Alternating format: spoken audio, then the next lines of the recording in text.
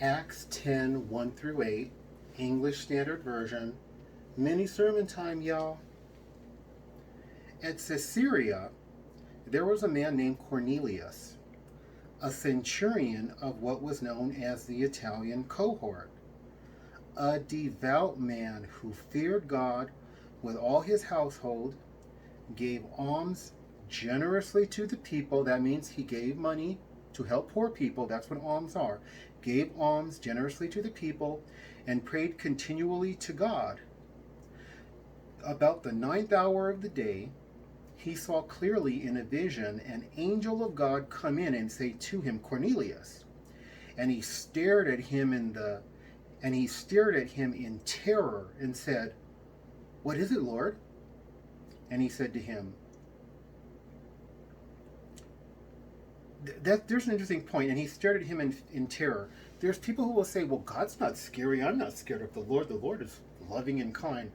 You haven't been in God's presence if you don't have the fear of the Lord, okay? Here Cornelius is just in the presence of an angel, and he stared at him in terror. And he stared at him in terror and said, What is it, Lord? And he said to him, Your prayers and your alms, okay, all that he had been giving, have ascended as a memorial before God. Can you imagine? God could smell like a rich incense the alms that he was giving unto the poor.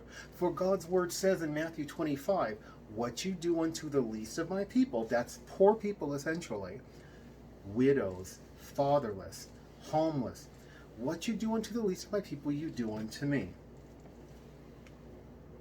And he said to him, the angel said to him, Your prayers and your alms have ascended, they've gone up, as a memorial before God. And now send men to Joppa and bring Simon, who is called Peter. He is lodging with one Simon, a tanner, whose house is by the sea. When the angel who spoke to him had departed, he called two of his servants and a devout soldier from among those who attended him, and having related everything to them, he sent them to Joppa.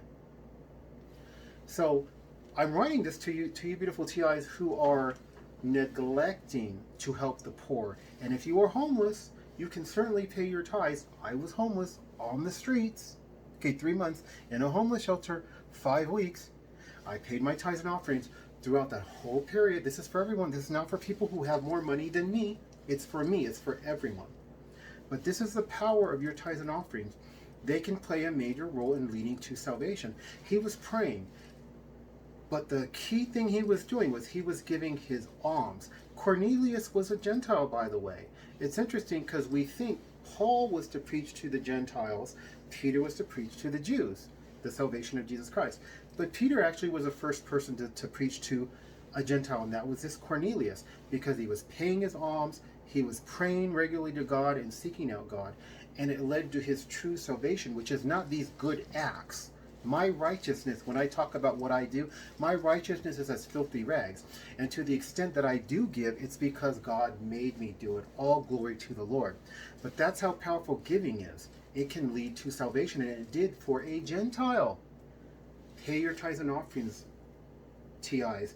You want all of the blessings that tithes and offerings brings you, and all the other things that will draw you near to God, so God will draw near to you. Please like, subscribe, and share. God bless.